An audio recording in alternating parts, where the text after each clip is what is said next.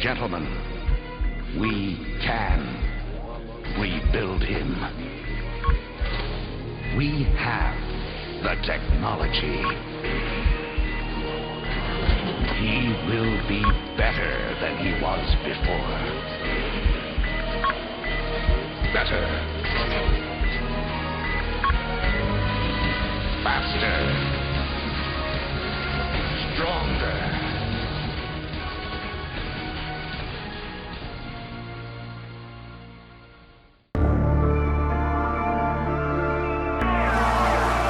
Let me introduce your host, Fino and Sasha, the King.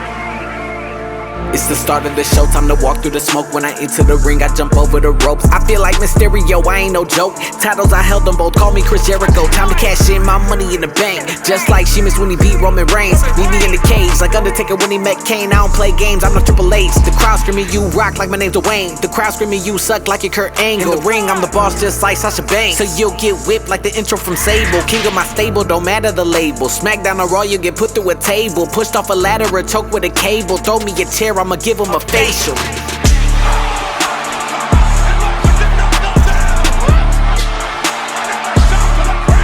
It's the start of the show, time to walk through the smoke. When I enter the ring, I jump over the ropes.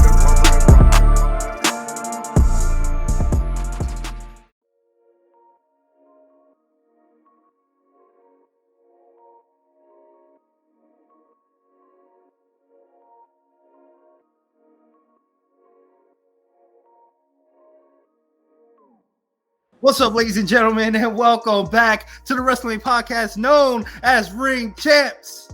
I am one of your hosts. It's your boy. I'm alive.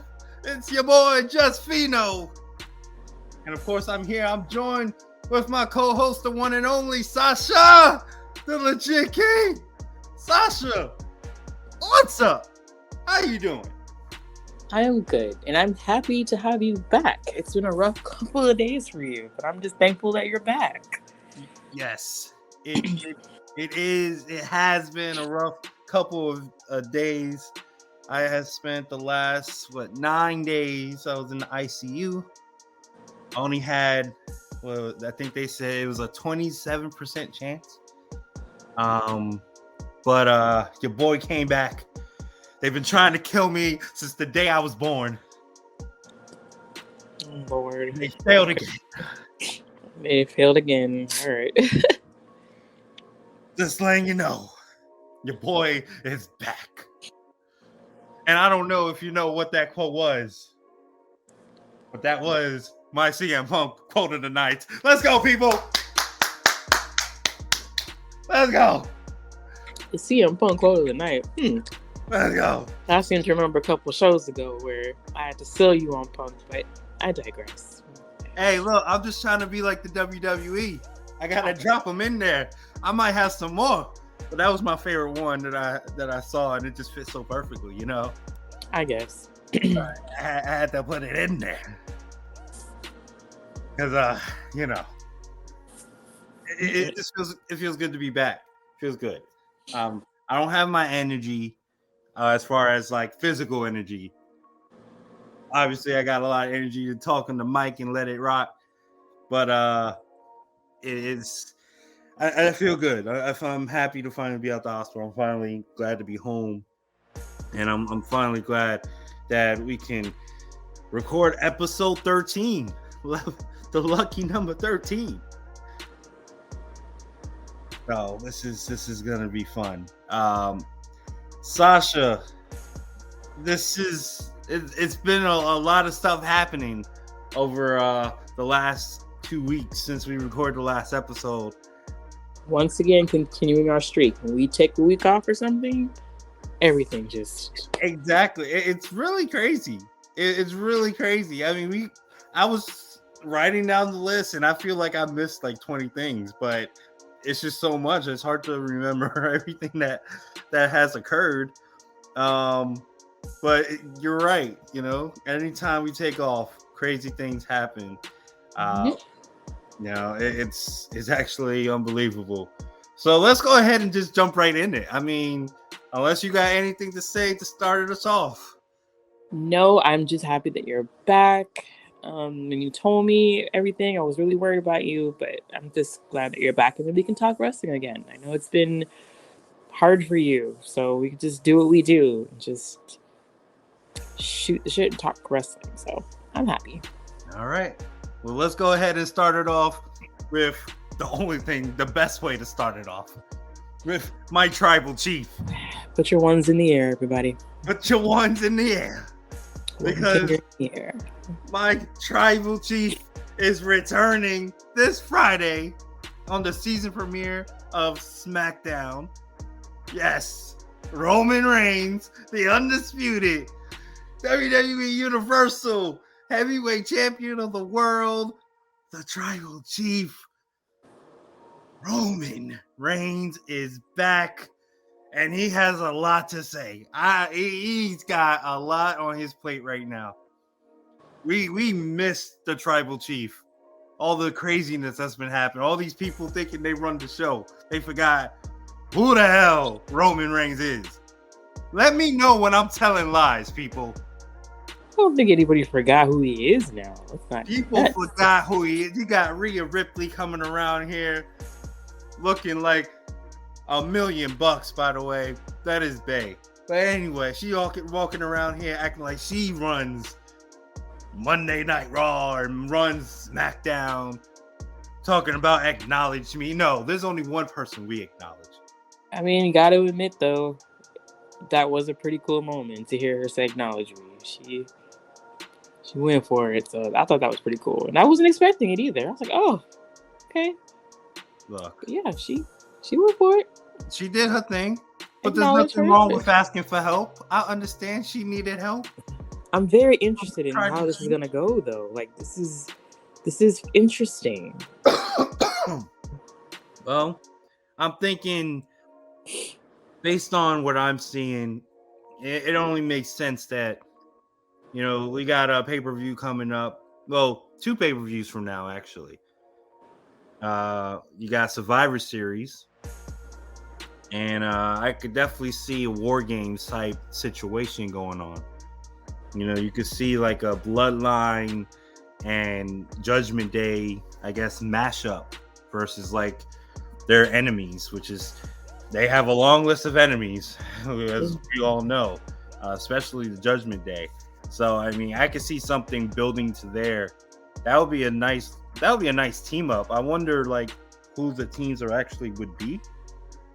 But I mean, you got 4 guys in Judgment Day, if you count JD, and then you got the 3 in Bloodline. You know, maybe they just do 3 and 3, and we'll have a 6-on-6 for Survivor Series. Maybe that would be pretty cool. No, I would. They still got Crown Jewel. Yeah, which I completely forgot about. Crown Jewel, November 4th. Mm-hmm. And we already got our first matchup for that card. So, you know, they're going to start building stuff pretty quickly. But it's going to be in a nice, smooth way. Definitely with the way the WWE has been running lately, you know, that's another topic we got to talk about is, you know, what's going on in the backstage, the background of WWE. But the way they are building storylines right now, it's actually pretty great. It's very interesting. I like that everyone's having a role, and it all fits well with the tribal chief coming home and putting the bow on top, putting everything together. And he's just gonna wreak havoc and then leave. So what do you think? Okay, so Roman coming back on Friday. Obviously, you're excited. If you guys could not tell how excited he is, he's very excited about that. But since he's left, how do you think the WWE's handled the Bloodline since he's been gone? Like, we know Jay is on Raw, and now Jimmy's on SmackDown. Like, just from your perspective, like, what do you think since he's been gone? How the Bloodline's been going? The Bloodline has taken a back seat, but I think it needed to. Yeah. Because you don't want it. You don't want to overdo it. And they were almost at a point where I can understand people were saying they were. So it was good for them to take the back seat. It's because Roman's been away for what, since it's been like 2 months. I mean, I can't remember the last time I saw it. I think it was like 2 months ago, maybe SummerSlam, probably. Or no, it was the night after SummerSlam. The Friday after, that's what it was. Because that's when Jay left. So I would say that was a good enough time. I love what they're doing with Jay. I mean, Jay has been perfect. I think that Yeet, by the way. We gotta, everything they've done with Jay has been great. We gotta admit that and love that. Jimmy. See, that's why I really asked, because I find myself kind of feeling that way too. I think Jay, like, it's clear that bloodline storyline, obviously Roman, is the big topic of that. But what that did for Jay was amazing, because he's a fully formed character. He can stand on his own. He has a multitude of storylines waiting for him over on Raw. That was absolutely the best thing that could have happened for Jay. And like I said, 3 years ago, I don't think anybody would have seen that for him. So that's been wonderful. Jimmy, on the other hand, I like Jimmy. I'm not sure what I'm supposed to feel about him in this particular story, if that makes sense. Like, I was fully invested in Jay, and then with Jimmy, I'm just not sure. And I kind of feel like even Solo, in a way, is kind of like, I feel like they're kind of in a holding pattern, I guess, for when Roman gets back. And I think that's the difference on how, I mean, you can definitely take into account that Solo came in later of the Bloodline storyline, and then Jimmy was out for a long time, which is how Jay became the right-hand man. I think it just shows how different it was when they finally separated, how Jay had time to develop, and now we're still trying to get to know Jimmy. And even, I mean, Solo's the same, but he really hasn't, I don't know, like, he really hasn't done much outside of the Bloodline. He's still with Paul. It's just a weird holding pattern for them. So I'm anxious to see what happens when Roman gets back. And they made a good point on commentary. It's like Jimmy's doing all of this stuff, and he's not really sure if he's going to be accepted back into the Bloodline. So who knows? He may not even be Bloodline. You're right. Right. So, like I said, Jay, chef's kiss. Like, he's good. Like, main event Jey Uso was in your city. We're straight. I just want to see now how that's going to work out for Jimmy and Solo, and like I say, we'll see what happens. The Tribal Chief comes back. I want to see it. I'm anxious to see it. I will watch. Well, it's the thing about Solo, he's the enforcer, but it's hard to be an enforcer when you have no one to enforce. Exactly. With Roman not being there, yes, his role has kind of been diminished just lately. He's just honoring the respect of Roman from a distance. Yeah. So him, and plus, if you looked at his past with Roman, all of Solo's best moments is when Roman's around him. Exactly. So it's just kind of like been a weird time. Yeah. He needs Roman back, and Roman would be here. And when that happens, then we can get Solo back on track. Jimmy, I think the character he's portraying, he's done a great job. I think that he wants you to hate him, and I think everyone does hate him. He's playing this kind of like cocky thing that he thinks he's Bloodline, but he probably isn't. But obviously we'll see on Friday. But I kind of like it. It's just, it's compared to Jay, it's like, that's a whole nother ballpark. But yeah, it's kind of like a nice thing. Jay had 3 years to build it. So Jimmy, we just started. I wish they had done it sooner with Jimmy. Maybe like give him some bones here and there. Which they did in the beginning of the storyline of the Bloodline, but not lately. It was mostly Jay and then Sammy, and then a little bit solo. So now maybe Jimmy can get his time soon. And I mean, to have two brothers, they're gonna have to first off, because if that is the Mania match we're gonna get, then we gotta have Jimmy he's got to be at a closer level to Jay. So how are they going to do that with, essentially like what, 6 months? I mean, Jay had 3 years. I think you can do it. It's like, you know what? You could really do it. I think of Sammy. I mean, they did Sammy in 6 months, 8 months. Sammy went from, fighting, what was his name? The funny guy, jackass guy at WrestleMania to a year later, he was almost winning the championship. But I'm not saying that they can't. I'm just saying, like, how? Yeah, because I mean, even if you think about it, the same Sammy, path. Well, I'm saying with Sammy, he even said it took them a while to even let him on screen with Roman while he's slowly building this up. It's like with Jimmy, we just finished saying without Roman, he's kind of languishing a little bit. So it's like, I'm not saying they can't. I don't take it that way. I'm just saying, like, I just wonder what they're going to do without, because Roman's not going to come every week, nor I don't think he should at this point.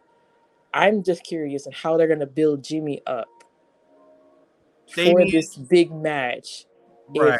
The key component in building this, which Jay had for a long time compared to Jimmy's going to have, is not going to be there every week. I'm just curious how they're going to build him up. Because to me, the most fascinating thing to me so far with Jimmy coming back is when he got slapped by Michin. I thought that was hilarious. No, that was amazing. That's probably Michin's. And her trolling him on Twitter afterwards was amazing. Yeah, that's like the best. That was her best moment in WWE that I can remember. That was a great slap and a great set. Her ladder match with Io Sky was pretty awesome in NXT. That was pretty, even though she wasn't able to be in War Game. I know. But, yeah. But I would say that, the thing is, though, to really answer your question, Roman only needs one night. I think he just needs to spark it. Like, he's that, he's just the lighter that you put to the bomb, and then then you get the slow little burn until it finally explodes. That's what Roman's going to do on Friday for Jimmy, I believe. So what? Can you say, like, kind of keep him dangling? Like, I don't know if you're going to be Bloodline. You need to prove it to me, and have Jimmy continue to, because what he's doing now, I just don't know. What he's doing now is going to get him there. No, yeah. What he's doing now is not going to get him there. He's going to need something from Roman to get there. Yeah, I think he needs like another level. He's going to have to become. Yeah.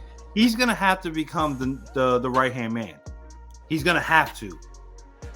And then once that happens, then that's when you put him on that level where he's going to be, getting close to Jay. But he's got to become the right hand man, and obviously the only way to do that is you got to earn it from Roman. So we'll see. I guess we'll just see what Roman does for him. I don't know what. I've been trying to think about it. The only thing I can think of is the whole earning thing. But I don't even know who Roman's going to face at Crown Jewel. Exactly. Like, a lot of this hinges on Roman, and with him just not being there as much. I'm just curious how, because the intensity that I feel like would be needed from Jimmy, I kind of feel like Solo has it in a way. So maybe that's what I'm looking for. Like, I just need something, because at this point, it's like I feel like I believe, and this is not a slight to Jimmy, I like Jimmy, just purely from a fan's perspective. I believe, if you tell me that's main event Jey Uso, I believe it. I'm not quite there with Jimmy yet. And I'm just trying to just see how they're going to do this. And there's also another person that we can add that can help It may not. It doesn't have to just be Roman, but it can be who Roman is eventually going to face. So let's just say, for example, let's just say it was John Cena that Roman's going to be facing, right? John Cena can help Jimmy get to that. Like, John has already done that. John's already putting Jimmy over and stuff like that. I mean, except when they lost on Saturday. Yeah, so yes, they did lose, but it was a good match. And of course, you're losing to the competition, John Cena and LA Knight. And I guess that ties into when Roman comes back on Friday, like, considering that they lost. Who steps up to face Roman, and that's who's going to help lift Jimmy. Because if you think about it, that's kind of also what helped Jay, was who they were facing. Facing the Codys and facing all these people. Like, they helped put those seeds in Jay's ears, and then, you know what I mean? So I think that can help as well. But we'll find out. There's a whole list of contenders that they could put against Roman, coming up in the next couple of months. Next couple of weeks, and then eventually, we got Mania, Rumble. We got all these other pay-per-views coming up. So it's gonna be interesting. It's really gonna be interesting who they have. Just thinking off the top of my head, real quick, we have. They could do an LA Knight. They could do AJ Styles. They could do John Cena. So those are three big names right there that they could do potentially. All right, let's go on to the next topic. I'm sure we'll talk about Roman later. I'm sure his name's going to pop up eventually again, as he should, because he is our tribal chief. But let's talk about the next big news that came out over the last, over the last 2 weeks, and that is Adam Copeland is now in AEW. It would be so different not to say Edge. I know, right? The former Edge, formerly known as Edge. I don't have to forgive me because it's gonna slip. I already know it. So it's definitely going to. I still call Daniel Bryan. Like, come on, Bryan Danielson, Daniel Bryan. So whatever, it's okay. But Edge is now officially in AEW. He made his debut at Wrestle Dream. This was last Sunday. He actually had his first match in AEW tonight on Title Tuesday, which we'll get into in just a little bit. But yeah, Edge, and he has his intro, his same music, except the beginning is his wife, Beth Phoenix. But other than that, I mean, huge get for AEW. I give him props for it. But before I give any more thoughts on it, I'm going to let you say what you got to say, Sasha. So go ahead, talk about Edge in AEW. Okay. I'm going to give you my initial thought, and then I'm going to give you after I had a few hours to sit on it. When I first saw it, I was like, no. Like, I can't do it. And it's just so weird. It's just to see him in AEW, it's like, oh man, it just seems so odd. I didn't understand. I was like, man, you had a good send-off. He's going to be 50 in a couple of weeks. I was like, oh, Edge, come on, Adam, just ride off into the sunset, my guy. Then I had a few hours to sit and think about it. And I was like, well, first, I'm not him, so I can't dictate what he wants to do or his future or whatever. And then I thought about, like, well, the only thing that made sense to me why he'd go there was because Christian was there. And I personally would have liked to see him and Christian in WWE, but I mean, obviously it didn't work that way. There's been stories for years about how, like, Vince wasn't a huge fan of Christian, which I don't understand, but again, I'm not Vince, so. I guess once I got over the initial shock, it's like, well, I guess he knows more than anybody what else he has left in the tank, and he's a very smart businessman. He has a good eye. He knows the business inside and out, and if they let him help in the way that I feel like he want to help, this actually could be very good for AEW. I personally don't have that much confidence in their track record, to be honest, but I would just hope that if you're gonna get somebody in there to help, that was a really good start. I mean, not a good start. They had people there, but that's a good get for AEW. It's still weird. I'm not gonna lie to you, but he said in his post, he was like, "Don't be so much into the acronyms. It's about the wrestling," which I agree with. Like, we talk about sometimes wrestling tribalism, and it gets ridiculous. This one's just odd. Like, it's just, this is like, and it might be a little like over the top. This is like seeing John Cena go to AEW. It's like you associate this person for, like, you look at him and you're like, oh, WWE. That's what it is. And now it's like, oh, no, AEW now? It's just strange, but I hope that he gets a wonderful feud with Christian. I hope that they do amazing work. Ultimately, I want Christian in the WWE Hall of Fame. What I do not want, though, is I do not want Edge and Christian and the Hardy Boys, even though those are my faves growing up. I think we're good. I think we're good on that. Maybe interaction here too, but nah. We're 40s, 50s. We're not jumping off of nothing. We're good. Leave the memories alone, you guys. Like, I don't want that. I mean, of all things, don't give me that. He's a smart man. He's a smart guy. So I trust him. I'm kind of sad, but it's okay. It's fine. Whatever. What do you think? So I have to say, I completely understand why he did it. When you look at the gist of it, and I think Triple H talked about it too in the press conference after Fastlane. At the end of the day, they were just going their separate ways. Mm-hmm. They had two different viewpoints on what they should do with Edge. WWE wanted to use Edge as an attraction, which, I mean, he's a Hall of Famer. He is an attraction. And maybe like 10 appearances, up to 10 appearances a year. Edge wanted to be more full-time. And I don't think, if you look at the direction of what WWE has been in lately, I think this actually shows it more than anything. WWE is in the youth movement in a way. Yeah. They're starting to build new characters, build new people. And yes, these guys they've been around for so long, but they're new as far as fresh faces. They're getting a lot of shine.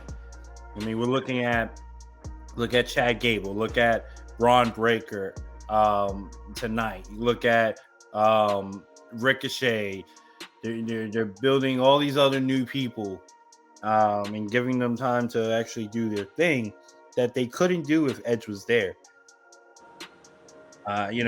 Edge wants to wrestle every day or just be more involved. He has every right to. He's earned that right. He lost 9 years. What was it? 9 years? Mm-hmm. So when you lose 9 years, you got to make that up somehow, especially for a guy that loves the business as much as he does. I have no problem at all with what he did. I'm happy for the man. I agree with you. It is weird to see him. It would be like John Cena showing up in AEW or John Cena in TNA or something like that. But the fresh matchups, everything for Edge, it would be literally everyone would basically be new. He's mentioned Samoa Joe, Kenny Omega. He's even mentioned Okada in New Japan. Like, that's crazy. I would definitely want to see it.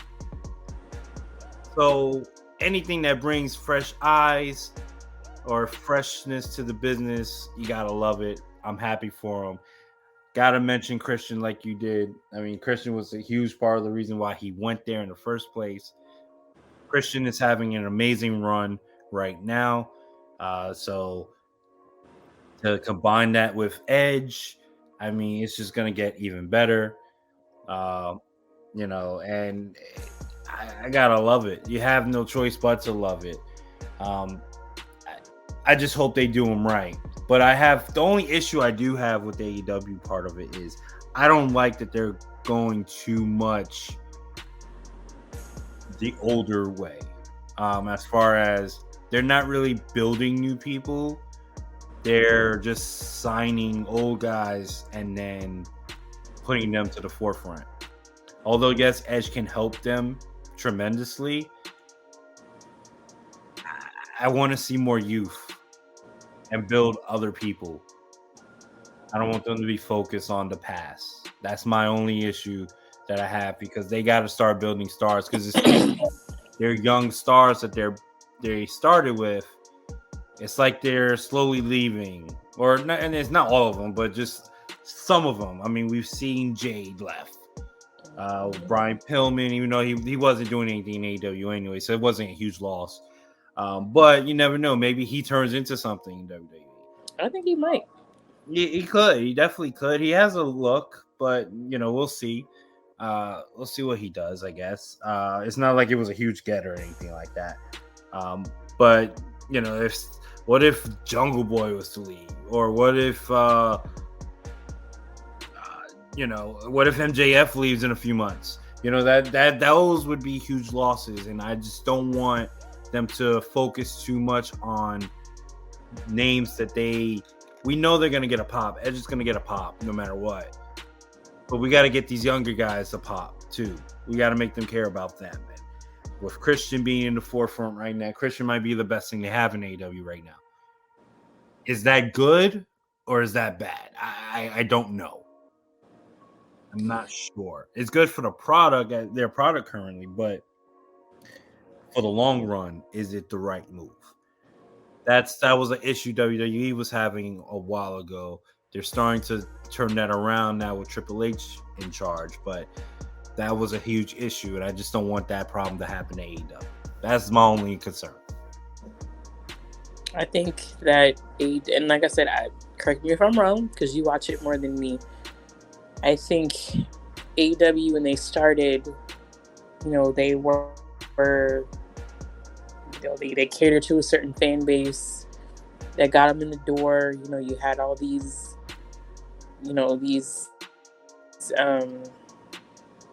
young talent coming in. You're going to be an alternative to the big machine, and I kind of feel like they're stuck now. Like, they don't really have an identity. And like I said, you watch it more than me, so that's just kind of what it seems like now. Like, you're not really sure where you're going.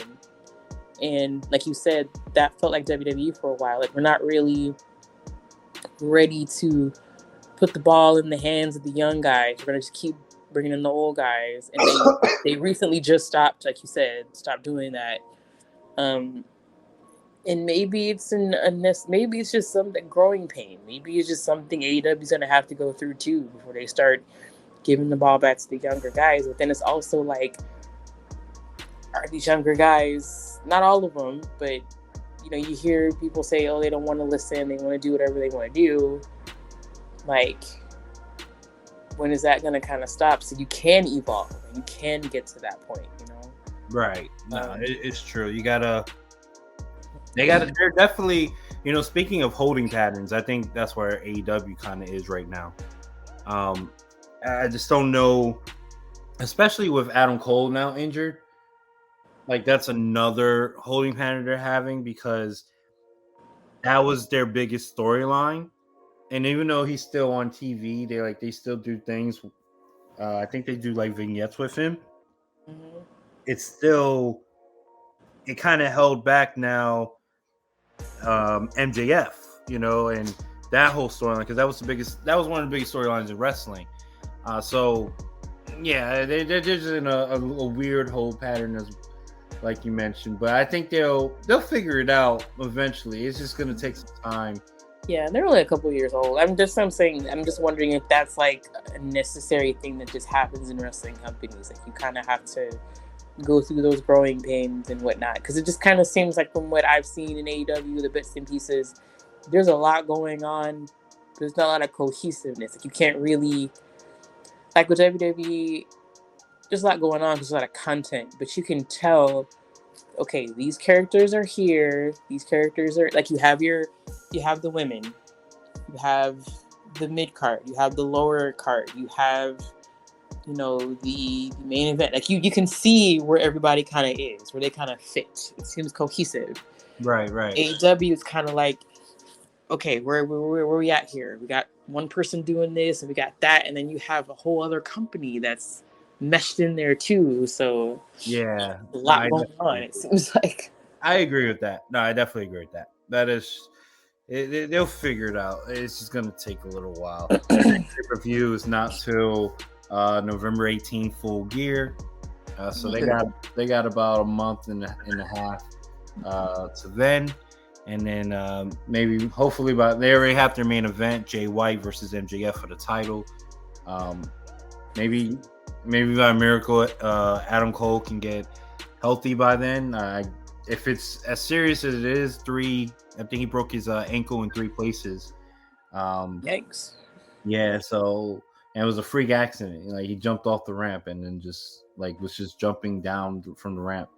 Not a move or anything like that, and it just, I guess, broke. So if that's true and it's not a work, because there is a rumor that it could possibly be a work based on the storyline that they are doing, it would be Kevin Nash. It would be unfortunate, I'll tell you that. I was actually going to see Adam Cole in November. November 12th, he was actually going to face Chris Danger. I don't know if you know who Chris Danger is, but he's a personality, a YouTube personality, and he was having his first match, and he was going to face Adam Cole in his first match. So I was going to go see that.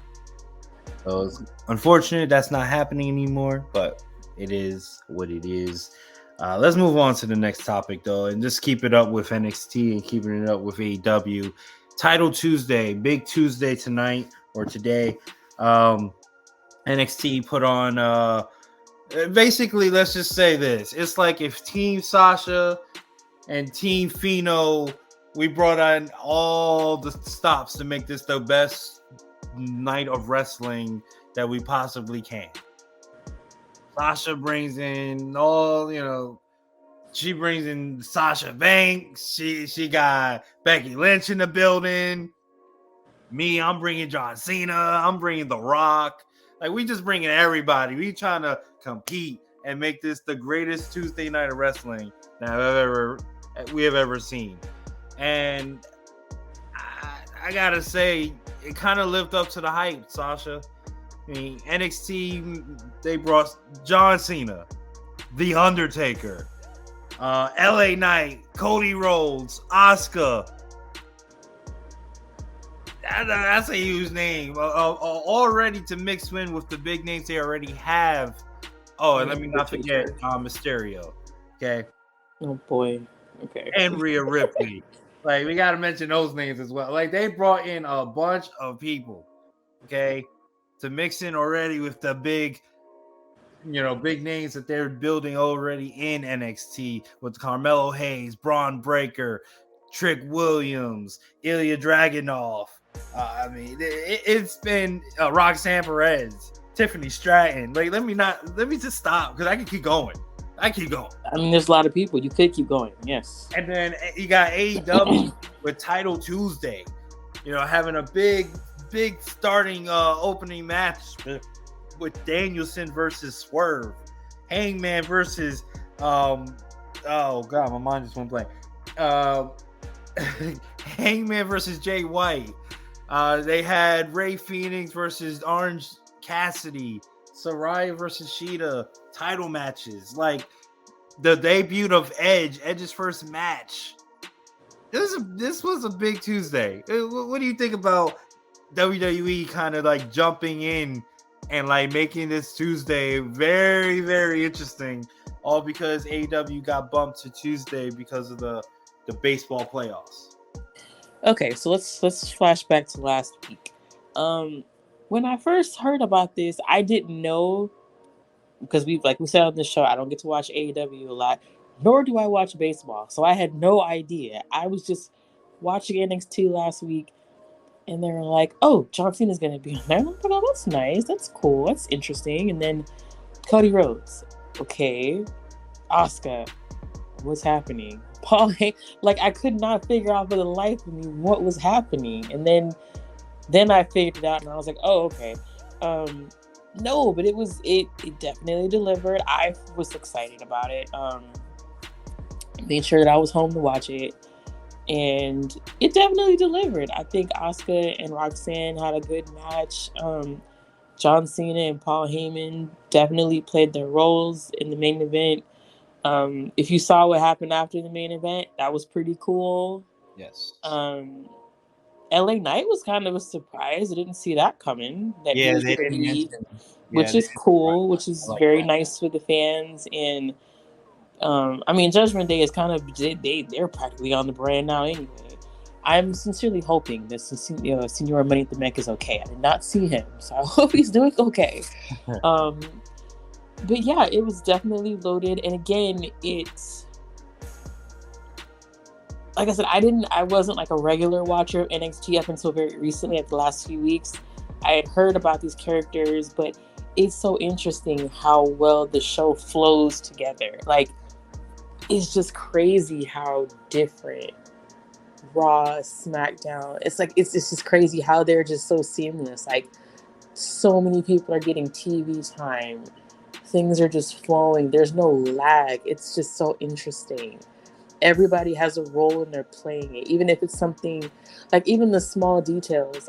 I don't know who was talking. It was somebody that had a promo, and then you could see like Dijak walk in the back, and I was just like, oh, okay, he's there. And then for him to come out later, and then have you had the Brawling Brutes and Gallus when that brawl, that was fun. Yes. You're setting up the 10 tag team, the bada, what is it? The bada Bada bing, bada boom. Yeah, battle royale. That Battle was Royale. cute. I like that. Yeah.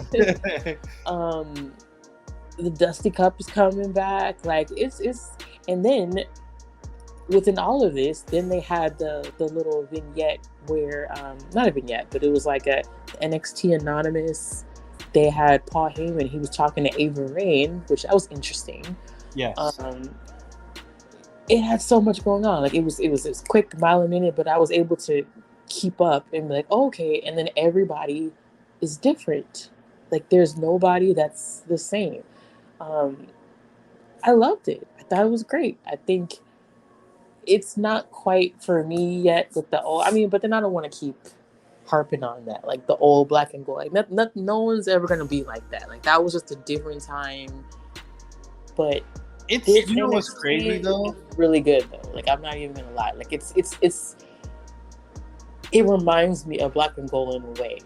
I was gonna say though, in some ways though, it's better than black and gold. In some ways. In some ways. I think obviously the wrestling is gonna be better black and gold wise. But I think character development, it's better now. I mean, I could see your point in that. Like I said, I just think that, again, black and gold just came out of, it was grittier. It just came out of a different spot. Like we talked about a couple of minutes ago, just things had been one way for so long. And then you got offered this alternative and it just blew up. Like you just had all the perfect pieces, whereas now there's really nothing you don't really have that you're going against to be different. Not to say that they're it's a bad thing. It's just that the company as a whole is just in a whole different direction. They're just every brand is just firing on all cylinders. Everybody has good storytelling. Everybody has a role. It's black and gold was, this is your alternative. This is your precursor to what we have now, Right. So, right. But that doesn't make it bad or just, not saying black and gold was just, this is a really positive time. And I really enjoy this NXT. A lot of people that I want to see more of. So it's good. I really enjoyed it. Like I said, I didn't get to watch AEW, but NXT Super Tuesday, they definitely delivered for me. I agree. I loved every part about it. I loved the opening promos. Cody did a great job. I loved when Cena was in the ring. I loved that Cena pointed out that one fan that says Cena sucks. The ending with Taker I thought it was perfect. I really love what they're doing with Braun Breaker and his just his character development has been great. He's definitely being built as a the next big thing. Yeah. In that Him show. and Carmelo. Love what they're doing with Trick.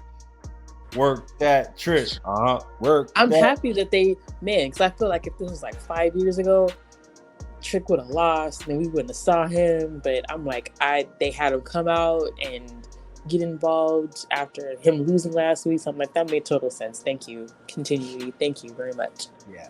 And what I do like too is just the fact, that potential storyline right there, Trick versus Mello. I mean, that can lead them to the future too.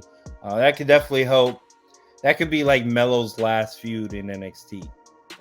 That makes sense. That will put Trick as the future of NXT. Mello can move up, Braun can move up, and then we'll have a nice run of Trick Williams. So that is great. I love what they're doing in NXT. I have AEW on right now, so I'm watching.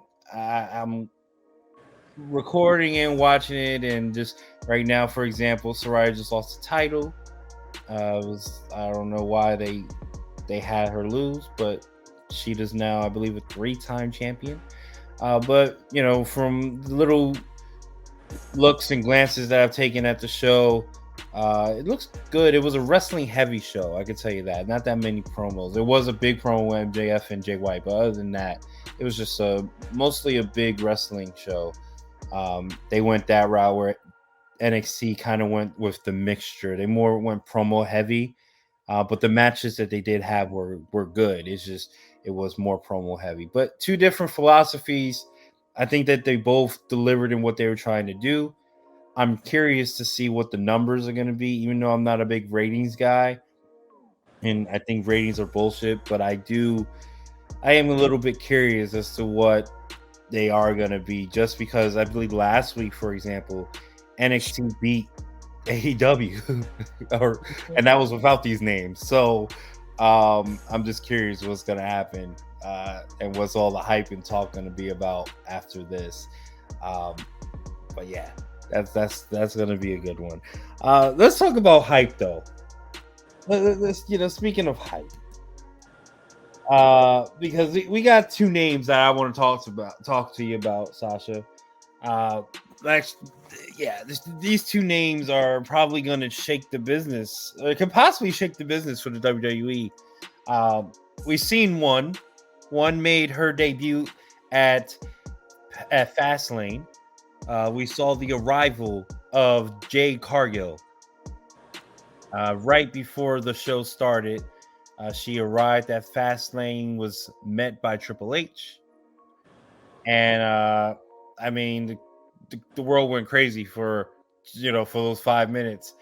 She was on air. I mean, it was kind of pretty quick but pretty crazy. And then she made her NXT appearance tonight, similar fashion, where she walked out the car and she met Shawn Michaels, which was a very crazy. That was another surprise that we didn't expect. Then definitely did not expect to see Jade Cargill tonight. So that was a great sight to see. And then we have the subliminal and potential rumors of Mr. CM Punk, Phil Brooks, possibly coming to the WWE at Survivor Series, which is in Chicago. Reason that it is being subliminal. I can't say the word, but anyway, it's because WWE has been. Let's just say that they have been saying some words that Phil used to say throughout the episodes over the last couple of weeks. We even saw the GTS Monday by Shinsuke. Sasha, what do you think of all this? We already told you a couple episodes ago. I think that if they take him, I could see them doing it, and I don't think they're gonna. That stuff ain't gonna play there. So, I think he's coming. I'll be shocked if he doesn't. I think AEW, as odd as that run was, I think that was the opening that was needed to possibly get this WWE CM Punk thing back in order. I think he needed to kind of dip his toes into wrestling again, even though it wasn't the most positive experience. As far as the little clues, I mean, I feel like we've seen GTSs before. I mean, I know, that was big because of the fact that he's now with AEW. Like, I get it, why that was a big deal. But let's not act like this is not the first GTS we've seen since he's been gone. I'm not reading into all of that. People getting quotes or whatever. I'm going to just wait and see. But I think he's going to come. And if he does, like I said, it's definitely going to be different because you have still some of the guys that were there when he left who are in top positions now, and again, this ain't Tony, so let's see what's gonna happen. And let's just see, like, the vibe from what you hear is really good and really positive, and let's just hope that, if it's really about the business and making it better and the wrestling, then there should be no problem, right? Like, if this is not I used to be an athletic trainer in high school, so like the football team, they have something called an I guy. Like, he would just be for himself, right? You don't really hear a lot about that in WWE. Everybody's team, everybody's going for the cause, for the greater good. So if that is what you wanted, if that's what you wanted, to leave the business better than you found it and work with the young guys and do all this positive stuff, then this should be good. And if it doesn't turn out to be good, then and only then would I say, okay, you know what? You weren't here for the right reasons. I can see why he didn't work out in AEW. But if you can't do it in this Triple H run era, then my brother, I don't know what to tell you. I can't rock with you after that. I think a run in WWE, a second run in WWE is just it's gonna be a lot less about proving the haters wrong than proving himself right. Yeah, I mean, like, and I guess the best way to what that basically mean is just like, we're not sure what he can do or what he's going to do, but he has a lot to prove that he can still do it. And I don't think there was any, like I said, was it really a question of whether he could still do it, or was it the fact that when I say it, I don't mean the wrestling part. I mean do it as far as being what is needed for a company to grow.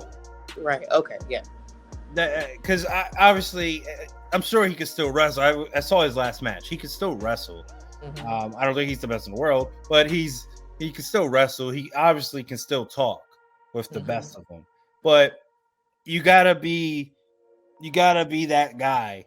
He's not gonna be the face of the WWE, but that doesn't mean he can't be one of the people leading the charge and helping that face become bigger, or helping the next generation, or doing whatever it takes. Right, and that's what I was saying. It's like, if that's your intention this whole time, then I don't see any reason why it wouldn't work, or it shouldn't work. But if it doesn't, like I said, then it's like, you gotta, like, was that really your intention, or did you want to be that guy? Like, I think this is a very good indicator of what's real and what's fake now, because, like I said, AEW, it's different. You have a lot of young people, but then you also have people who have been around a long time. The personalities clash, a lot of craziness going on. It's not like this in WWE now, from what I understand. So I want him to come in and do what he says he wants to do. Like you said, just leave it better than you found it. Get with the young guys, do something positive, do something good. Kind of like what they're doing now. Like, John Cena's going to NXT, Cody Rhodes is going to NXT. Like, just keep the positivity going. Like, that's really what this should be about, right? Right. No, that's true. 100%. And just the thing about Jade, I still think Jade's going to Raw. I think that makes the most sense. But I do expect her to show up on SmackDown this Friday. I definitely do think she's going to do the whole walking in thing again. It's the season premiere, SmackDown. I mean, yeah, she's. It just makes sense. She I was on Instagram and they posted it on the Shade Room, and I was surprised. Like, of course, she had that little thing with Bow Wow. They had a little thing, but surprising how many people were excited. And I'm like, do y'all really watch wrestling like that? And it was kind of an eye-opening, like, oh, these people, some people watch, and then some people were like, who's that? And some people who didn't even know who she was, they were like, I don't know who she is, but she looks great. Like, so yeah, it's definitely like she's gonna bring a lot more people to the day. I mean, I've mentioned the story before. My boy Fred loves her. She's the reason he started watching wrestling again. And I mean, you gotta admit, I mean, obviously she looks like $1 million. Doesn't, you know, it only helps, to be honest, that she is a black woman too. So she's gonna get that much shine. She's gonna get that community behind her. The culture is gonna be behind her. If you looked at one of her entrances that she did in AEW, she had, I think it was the AKA she's with, the sorority. Yep, and that's a whole other thing. So yeah, so now she's getting that into it. Oh man, like what a time to be alive, right? Like that's crazy. So what a time to be alive. I gotta give them props for this. This is a huge get for sure. Oh man, I just can't wait to see what she's gonna do. Who are you more excited to see her with? Her and Charlotte or her and Bianca? Oh, it's got to be Bianca. That's what I was gonna say. Somebody made like a case for Charlotte. I'm like, that's nice, but let's get the black girl magic going. It's gonna bring. It would bring to me like the Sasha vibes at Mania, like when it was Sasha versus Bianca. Like, but this is even better only because she's gonna bring like the world attention. As much as I love Sasha, she doesn't have Jade's like star power potential. Yeah, I think she's more on a wrestling level with us. Like, we know Sasha Banks, right? But it seems like the world's Jade has that more mainstream attraction to her. So she's definitely gonna put more eyes on. So yeah, that's crazy though. Like, I think she made her and Cody, smart decisions, boy. Yeah, it's definitely life-changing decisions for sure, and accomplish the goals that she wants. I mean, there was only one way to do it, so that was the right way. So major props to her. All right, so speaking of the women division and Jade and the future of women's wrestling and Bianca and all this, I think it's time we actually talk about the main topic of our show. Now, I know we're nearly an hour in. We had a lot to say about all these other things, but this is why this episode is going to be a two-parter, because we knew we had a lot to say early. But the main thing we wanted to talk about, we mentioned it on the last episode, what this episode was going to mostly be about was about the women division and just the women in general in wrestling. There's a lot of the women's division in general has received a lot of flack, I believe, over the years. Although I think that it has definitely improved from where it was. That's not a question. But I think that we need to sit down and discuss, the present of it, but as well as the potential future and what's the next step and what's the step after that and what's all that. Like, we need to sit down, we need to discuss it and have just a great conversation, because me and Sasha when I tell you people, after our last episode, me and Sasha talked for like another hour or two about this topic, and I wish I recorded it. I am you so did mad say that. You did say you wish you recorded it because that was awesome. but we just have a lot to say. We want to see the women's division grow to a level where it is equal to the men's, if not better. I think that the women have worked their asses off to help that accomplish that goal, and we're just gonna kind of discuss what needs to take place for that to actually occur. So Sasha, I don't know if you want to start it off or how we gonna play it out in front of the people, but let's go ahead and get this baby started because this is a great topic to jump in. Okay, so one of the things we talked about was character, and it's a little lopsided because you have certain women that definitely have characters. You have people that have definitely evolved. Let's look at Rhea Ripley. I mean, one of the strongest characters, male or female, on the show. Like she's really developing into a character. Because whether you want to admit at the end of the day, it's like if you can wrestle, that's amazing. Like there are just certain wrestlers who their whole thing is that they can wrestle. Like they're just good, but you got to have more to that. And we just talked about Jade. Like Jade might not be the best wrestler, but I mean, look at the hype surrounding her. Like look at everybody's just like, look at this woman, you know. Not to say everybody needs that amazing magnetism, but I know one of the things we were talking about was having a mid-card title, and I wasn't really completely sold on it, but then I look at, we were just talking about Jade. I think if they were going to do a mid-card title for the women, I think that Jade should be the first one to get it. And it should just be like AEW. Only because I feel like WWE would do better with it. Like if they, I mean, because they're notorious for running stuff back from NXT. We're about to get DIY back, which is great. I'm so happy about that.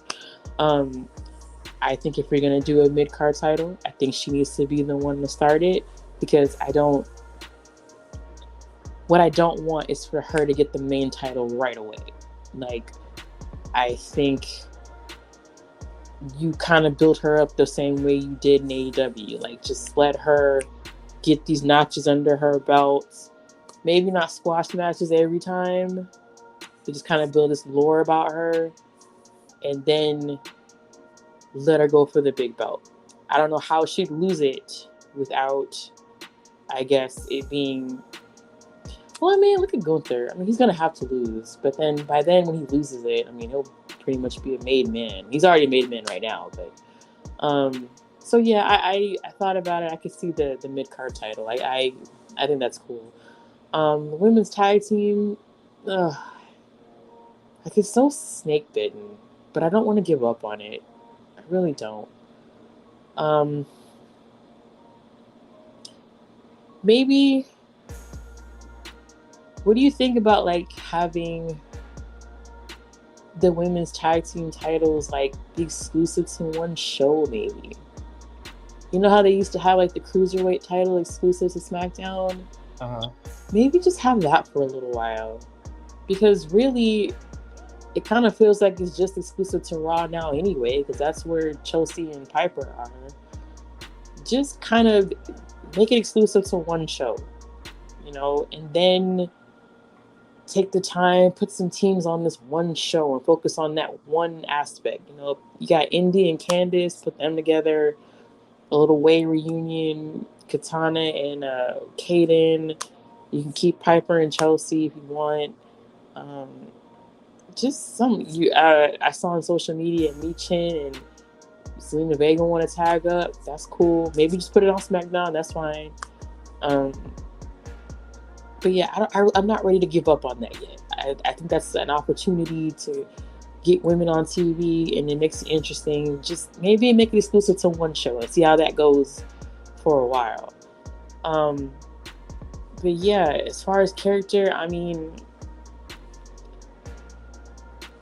I think maybe they heard us. Like maybe in some weird way they've heard us, because I watched Raw and I love the way they are doing Raquel and Naya, and now Shayna's back.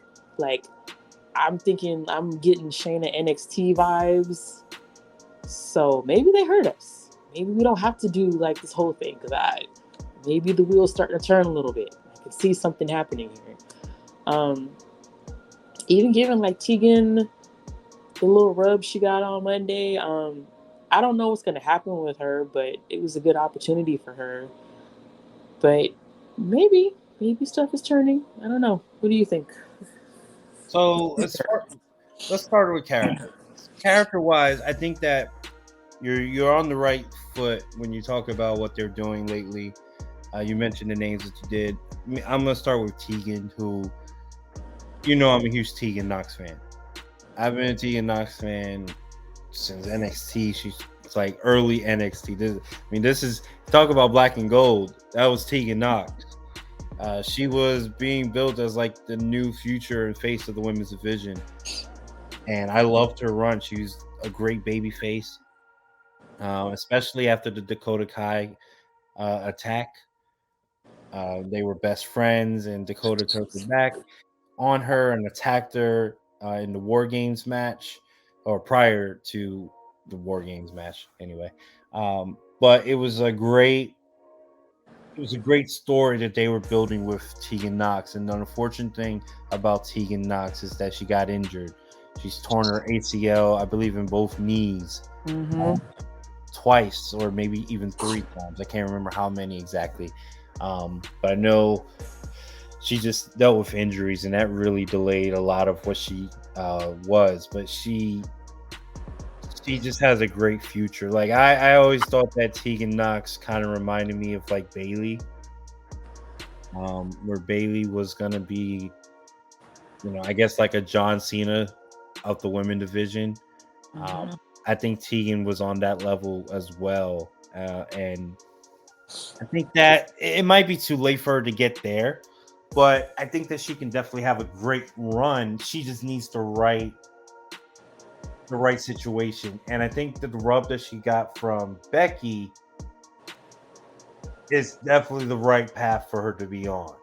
Yeah, it was a good start. You just need to know a little bit more about her. I think it was telling that, obviously the knee injuries that she's had, that's a hell of a thing to go with, that's a hell of a thing to go to. So definitely referencing that. It's just, and I don't mean to sound cold about it. It's just, okay, what are we going to do from that now? Like, because that was the only thing I really knew about her, was that she had these injuries and the whole thing with Dakota Kai. But I feel like even in a way, Dakota Kai has kind of surpassed her as far as evolving. Because I remember when Dakota Kai started, and I'm looking at her now, and they're like 2 different people. So it's like, I just wonder how they're going to work with her. But like I said, I'm going to trust them, because a month ago she wasn't even getting to be on TV. So that's good. That's and good that she got that run. Yeah. Not only was she on TV back-to-back weeks, she was on TV back-to-back nights. Yep. That is NXT. So I think they heard us. I think the thing about Tegan, what they can do is, it's like you did say, like, you have to get to know her. And I really believe that they can use her injuries as the way to do it. One thing about baby faces is what makes you like them is that you relate to them. If they did like vignettes of her injury, of her coming back and the stuff she did to work her way back, I think that would help her so much tremendously. And she needs to face a heel that can get her to that level as well, where you're gonna want to relate to her even more. Now, I don't know if they're doing that with Natty, but I think if Natty does turn heel and they use like the Natty's, sharpshooter, for example, as like the way that kind of like re-injures Tegan in a way, and then Tegan has to battle it back after weeks or months or whatever, battles her way back, and then she finally beats a veteran like Natty. I think that could do tremendous for Tegan. She just needs that right person, or one of these top heels. Like, what if it's Nia or something? Like, Yeah, I she would go with Nia. Like Nia Jax. yeah, I have a lot of respect for Natty, but I don't know if Natty is a strong enough heel for this to work. And I feel like that injury scenario would only work had it had been the injury had occurred. And like I said, I don't want her to get hurt. Please don't get hurt. But I think it's been a long time since that's happened. And I think that we need a different or a fresher angle for her outside of this injury. Because I mean, people get injured a lot. I mean, Dakota Kai's injured right now.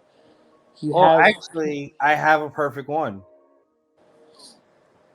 But it doesn't. It still involves the injury. But one thing about the good guys is every good guy has had a terrible downfall, right? right. For them to bounce back from. She's had the injuries, but there's one thing. There's one other thing that she had that people can relate to. She got fired. You can use her getting fired or being let go as another way to build her up. She's had to battle so many adversities. Yeah. She's had to battle so many of those. He's having to come back stronger. That's having to come back. And then now she has Nia Jax. So she has a Shayna Baszler or a Rhea Ripley. Rhea would be the perfect person, obviously. But again, I just feel like a lot of those are things that have happened a while back. Like I mean, a lot of people yeah, got but let go and it might be a while back for us. But how many people actually know? How are you gonna know Tegan if you don't know about her past? You have to know. I'm not saying I agree that you do have to know, but then it's like that doesn't tell me anything about her currently though. Like it doesn't. It I don't know. Like so if she had when she first came back, if that was going to be your angle, I would have been like, okay, that makes sense. But it's been a while. So right. But you play that a part of it too. She's not getting opportunities. She's already mentioned that. I mean, a lot of people got let go. Like Dakota Kai got let go. Like a lot of people got let go and they came back. Chelsea Green got let go and came back. Yeah, but all those people got opportunities. Tegan never got the opportunity. A lot of people don't get. I agree with what you're saying, but that's the whole part. You have to build somewhere. That is the perfect thing to build Tegan. And then let's just say for Shayna, we were getting. You could do the whole thing about Shayna. Shayna's returning back to her NXT style, right? Well, what was her NXT style? She was just a badass. But what made her a badass? It wasn't just teaming with Ronda and attacking Ronda. It was what she said after she attacked Ronda and why she attacked Ronda that we're starting to get this badass Shayna. I mean, we're getting the Shayna that we should have got. I don't know. Just for Tegan, deep down, I see where you're going with this. I just think there has to be more to her than I got fired, I got hurt, I got opportunities. Like a lot of people, like even Natty's whole thing was she's been there forever and she's not getting opportunities. That's a lot of the women on the roster can say that I'm not getting opportunities. It's like, if you really want her to stand out, what can you do with her?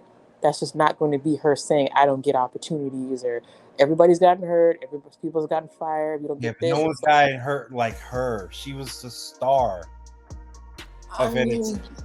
Okay. I don't think she was. I understand that you really like her, but I don't think that she was like.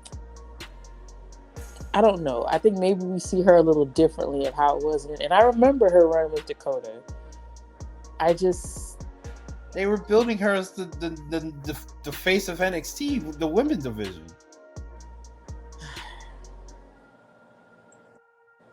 I want Tegan Nox to succeed. I just think they need to come up with something more than just what has happened to her. I get you want to battle adversity, you want to be that plucky face, but I mean, this is a different ball game. You got to come in, and especially like we're saying that they hurt us. It's like now they're starting to come heavy. You got to be.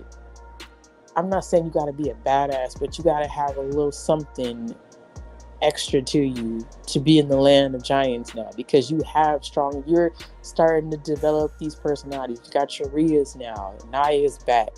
Raquel's been looking good lately. You got Shayna gonna be going back to her old self, which is amazing. You got, I mean, yeah, but no one's doing. The thing is, though, all those people you mentioned, all the top people in the women's division right now in WWE, none of them are doing the Tegan Knox thing that I'm suggesting.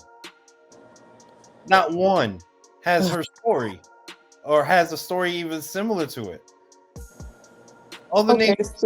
So when so if we use the injury thing, she got hurt, she got fired. I mean, but they pretty much showed a vignette about that. Like, she got hurt, she went out, she had that match. It was a good match. It's the start of it. It's the start. You use that to get people to be on her side. You got to make them feel bad for her in order for her to finally get. That's why I mentioned doing even another injury angle. Let's just say they use Natty or they use Nia. That really plays up on that. I mean, it would work. It would definitely help her. And that's just her. And then if you go to other people, let's just say, for example, now they're doing Xia Li. Xia Li just got. She just made an appearance on Monday. This is a name that Becky has been fighting for as well, to get more attention and give an opportunity to. Now, with Xia, she didn't have the injury issues. She just hasn't been used. Now, I don't know what they're going to do with her character-wise. She is a badass. She is this, I know that she has like a unique fighting style. I haven't seen enough of Xia, although the little bit I have seen, I like that little intro that she does or used to do. I don't know if that's something that she's going to continue with. But I love the fact that she's now going to get a little opportunity. It seems that she's going to be one of the next people in line.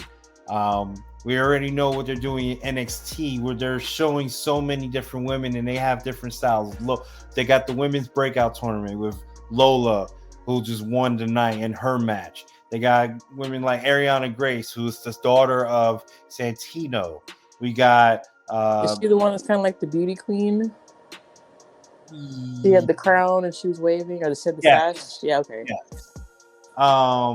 And she looks just like Santino too. It's kind of cool. And then you got Tiffany Stratton. You got all these women that there's Roxanne Perez, is talk about a future star and future like potential baby face. Look what they're doing with Thea Hale, who she was in Chase U, and now she's like the bad student. She's like she's the good girl gone bad now with JC Jane. You got Gigi Dolan, that's Bay right there. And her doing her thing right now. Like, they're doing so many different characters and giving so many different just different variations of women. They're doing a great job. And I think they heard us. And I think that what they're doing with Tegan can also be a part of that, because there's no one, if you look at everyone's story, no one has her story. She has one of the roughest stories in wrestling. I don't disagree with that. I'm just saying wrestling is very much of what have you done for me lately. I don't disagree that she's had a rough story. Like I said, if this was a year ago when she came back. Yeah, but that's not her fault. That's like saying... I agree, it's not her fault. I just use that whole thing. She battled back, got hurt, battled back, got hurt again. Okay, so when came back, it's been at least 5. It's a good 3. No. It's been 4 or 5 years since that happened. No, it was like 3-4 years ago. It couldn't have been. This didn't happen in 2020 because she She tore her ACL during the pandemic. it couldn't know because didn't she tear it the first time during like the Mae Young Classic or something? Yeah, but she tore it like 2-3 times. I know. She tore it the first time in the Mae Young Classic, and then didn't she tear it again? So that might have been like 2018, 2019. So it's been like a couple of years. Like I said, I don't disagree. If you want to use that, which they already have, that is fine. My concern is where do you go from there? It's wrestling. People get hurt. I'm not saying that to diminish what she's worked through, and I'm not saying her getting fired was something to diminish. But that has happened to a lot of people over the years, and they've come and brought back. What is so different that's going to set her apart? And I'm just trying to figure out what that is about her. I don't see that yet. Xia Li, she hasn't got opportunities. But I was watching the Rumble a couple weeks, I think from like 3 years ago. And I follow her on Instagram. She's changed a lot physically. Like, she's always working out and staying ready. So I could see like the physical transformation in her. So I mean, if you want to use that, that's fine. If you want Tegan to be that next big face, that Bailey kind of thing, what made Bailey stand out? Bailey was, I'm not saying you should duplicate this, but Bailey was a fan. Bailey seemed like it could be your friend, that cute girl you can talk wrestling with, and she's so passionate about it. She had that little extra oomph to her that carried her over. I get what you're saying, but I don't think that gives her that oomph that she's looking for to be that breakout face that you want. If you want to run back that injury angle and maybe have, like you say, a Nia attack her, okay, I could. That's the only that closest I could see that would work. Other than that, I don't really buy it. It's like I need a little something extra from her. But I think it's the perfect way to get started. That's all I'm saying. Yeah. It's one of those things. Oh, by the way, so she got hurt she tore it in right before the tournament started in 2017. Okay. Then she was in the next one, and then she tore it again, 2018. So this is like 5-6 years ago. Yeah. And then she came back in 2020. She tore it again. So she's had 3 ACL injuries. So do you think that could be a reason why they've kind of been? Because I've never heard of that. That's what? Never heard of 3 ACL injuries? Yeah, on one person. That's really weird. I've never. And the second time she tore like everything. It was ACL, MCL, all that shit. So I mean, could that be a reason why? I mean, it's not the whole reason, but could that be a tiny reason why maybe they've been kind of hesitant with her? Because that's 6 years, 3. I'm sure that has something to do with it. But I think what also needs to be mentioned though is, yes, that is probably the reason why they held back, but that's also the reason why they keep pushing her. Like, you know what I mean? Like, if they keep trying with her, there's a reason, because they see exactly what I see. Triple H definitely does. I'm not saying there's nothing there. You need oomph, girl. Where's your oomph? I'm not saying it yet. Like, there's. Well, yeah, but it's hard to see something when she wasn't there to actually provide it. I'm not saying this should be her character. I'm saying use this to make that character. No, I'm not. I agree. I don't think you're saying it's to be her character. It's just when I see her, it's the perfect storyline for her. I suppose. And just think, and like I said, you look at NXT. So one of the reasons we were talking about this is because I had mentioned titles. I thought that, for example, that WWE should have mid-card titles for the women. I want to see a WWE Intercontinental Championship, Women's Intercontinental Championship. I want to see a WWE Women's United States Champion. I want that to happen. I think that is going to help infuse the women's division with such like freshness and the potential to build so many new stars and new feuds that we just don't see enough of. I mean, how many times have we talked about that the only feud going on in women's wrestling is just the ones for the title, or just the one Becky Lynch or Charlotte is in? You know what I mean? This would help. This will help bring more feuds and more just freshness overall. Now, I have the perfect way to introduce these titles. The perfect way. Wait, titles as in more than one? Both intercontinental and the United States. And at the same time, I have another way to fix your tag team division problem. I have created this. I have it all written down in my head. It is perfect. It's the perfect plan. But unfortunately for you, you won't hear it till part 2. Of course. You So won't. are you going to comment on what I said earlier on part 2 about Jade getting the title and the tag team titles possibly being exclusive to one show? You going to talk about that? I'm gonna comment it on all of it, and I'm gonna introduce a brand new idea, a concept that you probably did not think of. Probably not. This is actually, now the crazy thing is, I will give you a hint.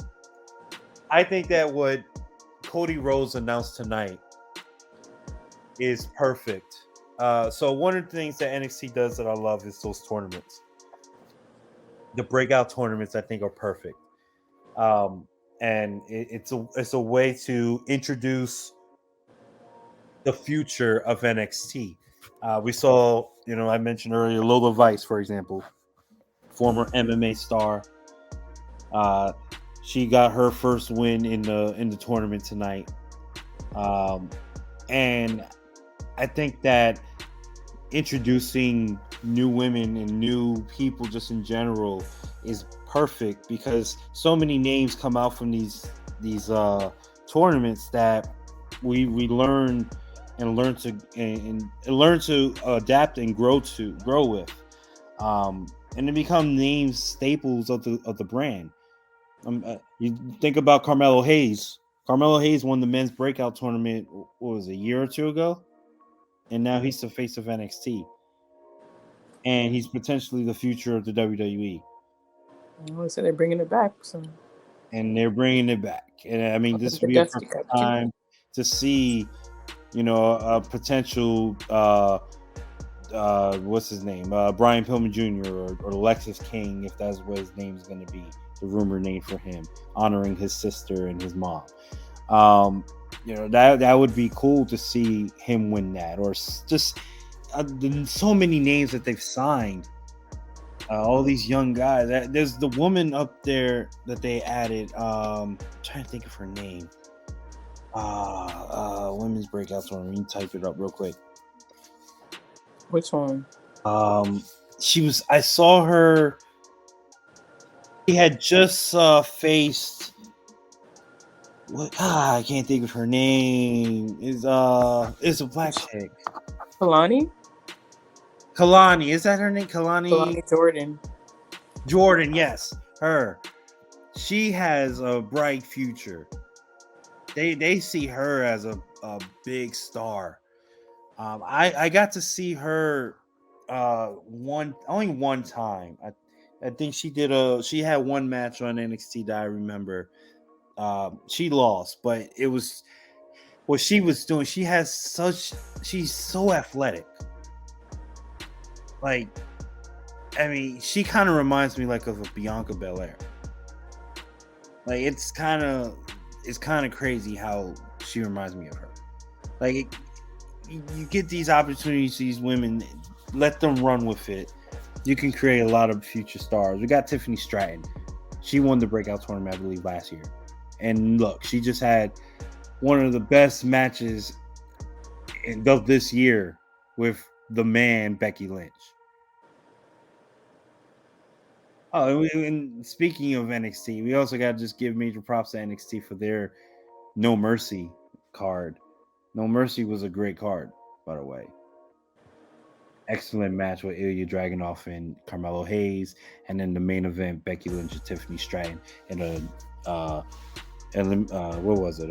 Extreme Rules match. Mm-hmm. I mean, there's so many things that you can do, and we're going to talk about a lot more in part 2 about what we would do to fix the women's division.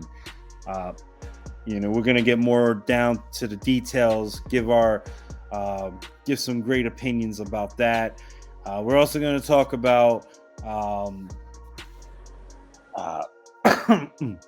what would we do right now to improve? Like, what are some subtle changes?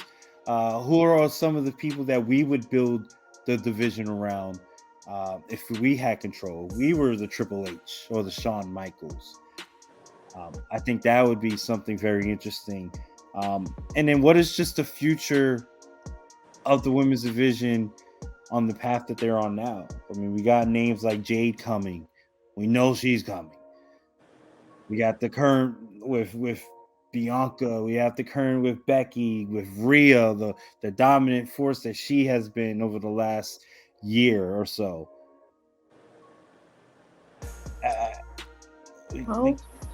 It's gonna be a nice. It's gonna be a very, very interesting part 2. I think you'll be excited for what I have to say for my ideas for these titles. By the way. And again, if any of these come true, I don't want to hear you say I don't work there, because I officially just won't believe you at all. So I kind of don't believe you now. That's crazy though. I don't. Well, all I do is I text trips. That's all I do. I just say, look, bro, here. Sure, you're on the jet now, aren't you? I wish I was. I wish, especially now with Triple H having what seems to be full control of creative. Yeah. Vince McMahon is like out of it completely. So gotta love what they're doing. Gotta love what Triple H is doing. Gotta love what Shawn Michaels is doing. And did you ever think that would be like the duo that like not saves WWE, because they're not saving it obviously, but they're making it so much better? I mean, we always kind of called Triple H as HBK. I didn't see coming because they tried so hard to get him to come down and be a coach, and then next thing you know, he's running the joint and he's cooking, as kids would say. So he was more of a surprise than anything. I thought he was going to just ride off into the sunset and be done with it. Right. No, apparently not. So, and hey, and we're better for it. So. No, we're definitely better for it. I think I definitely love it. I'm very happy for what HBK has done. Ooh. I'm really happy for what everyone in NXT has done. In some ways, I kind of enjoy it more than the Black and Gold. I have to admit that, even though the pay-per-views are better in Black and Gold overall. Yeah, I do miss the takeovers, but you know what? It's again different time. It's a different time, yeah. And I will say this, just one thing that the old Black and Gold thing that no one has ever replicated since the early Attitude Era, tag teams. The tag team division was on fire. Yes, it was. And that's one thing that I think they will bring back. They are bringing it back. You know, that we didn't even really mention it. We said we were going to mention it before the show, and I forgot to really bring them up. Speaking of tag team division. This would be a good way to end the show. This would be a great way to end the show. We're going to end it just like the press conference. Yeet! But yeah, speaking of the tag team division, just real quick, Jey Uso, Cody Rhodes, the new undisputed tag team champions. I think that I like what they're doing with the tag team division there too. You mentioned DIY. Gotta love DIY. Gargano, Tommaso Ciampa. Can't wait. And you got Imperium.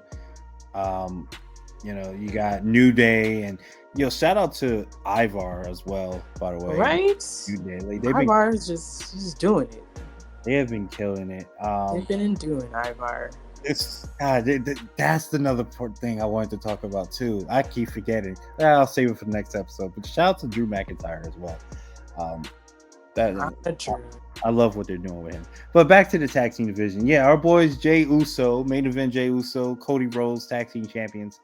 Was not I actually picked them to win, but I was not expecting it to happen so soon. I thought they would win the tag team titles. I just didn't expect it to happen. I didn't expect them to set that match for the pay-per-view. And when they set that match, I said, okay, so they're gonna win the tag team titles. And they actually did. So it was kind of crazy.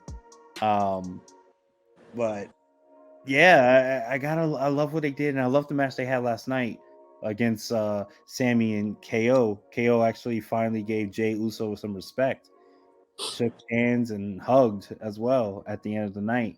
What do you think about the tag team division and where we're going? I definitely, I still think they need to separate the tag team titles. I'm not changing my mind on that. But I actually, Jay and Cody were the tag team that I didn't know that I needed. So I am on board with them being a tag team. I'm so happy DIY is back. I thought I read somewhere that like AOP has been re-signed for a long time. They have not done anything with them. Yeah, they've been. Would be, especially like with Eric out and it's just Ivar. Like you do need that really big powerhouse team. So like I wouldn't mind seeing them come back. Kind of like just run back AOP. This would have been a beautiful time if FTR had come back. But since we're not getting that, could you imagine though? Could you imagine we get FTR and DIY again on the main roster? Yeah, that would be cool. That would have been cooking for. But yeah, just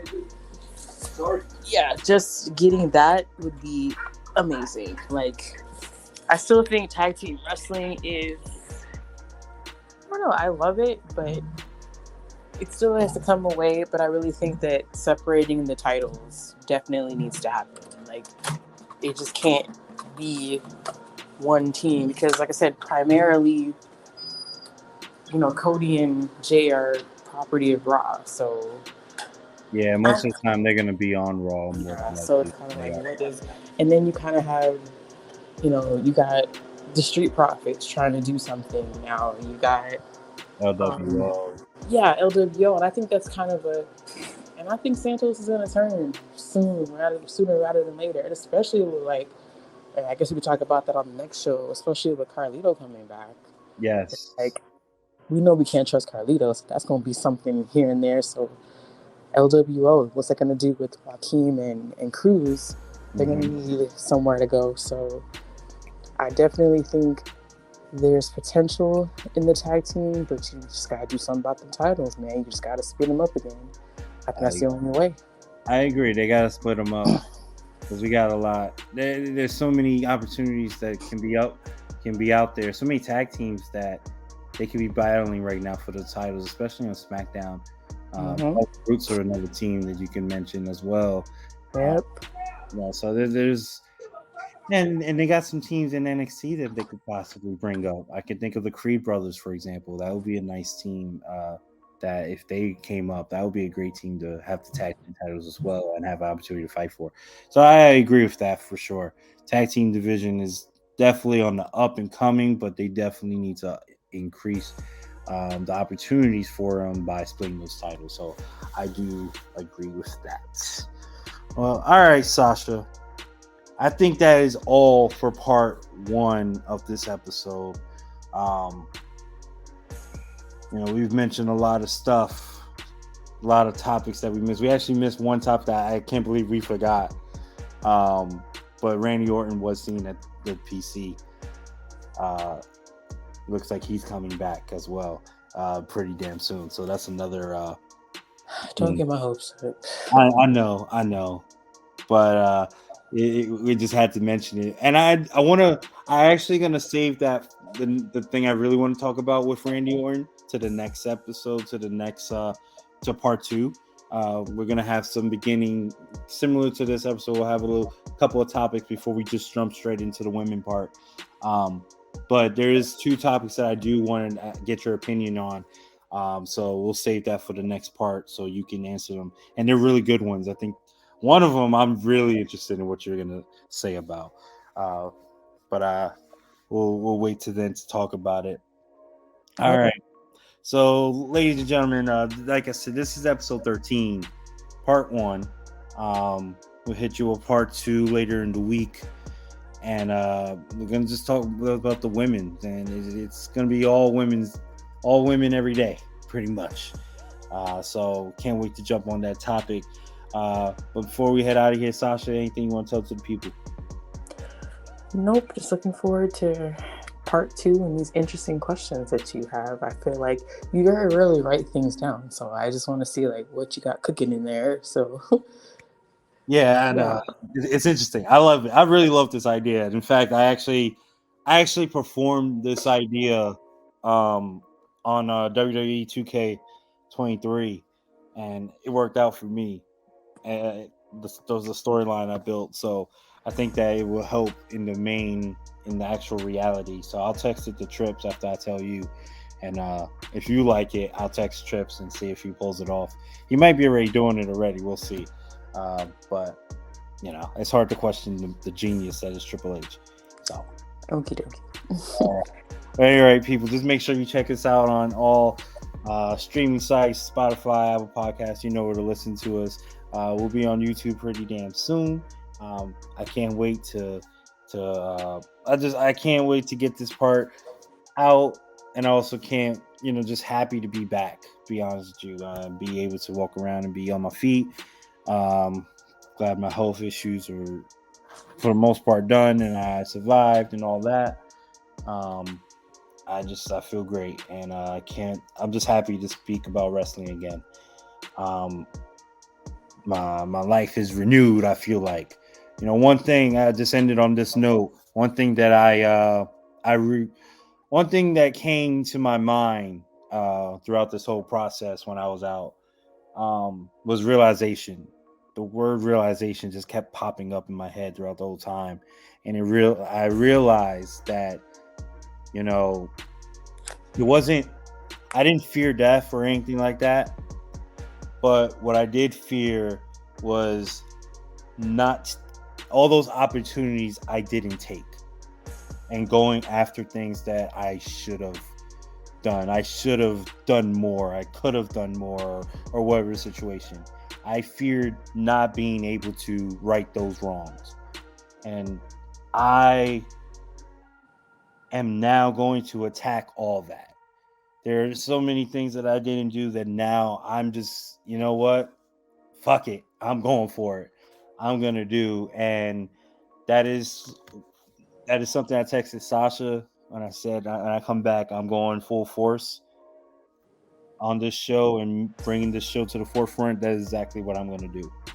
I'm going to go all out, and it all starts with this episode, and it's going to continue on with part 2. You'll see exactly what I mean when I bring out my ideas, because those ideas are not only going to be talked about on this show, but the whole world is going to see them as well. Amen, brother. So, other than that, guys, I want to thank you all for listening and tuning into this episode, Ring Chance episode 13, lucky number 13. I'm your boy Just Fino. She's Sasha, the legit king, and we out of here. Yeet. Yeet.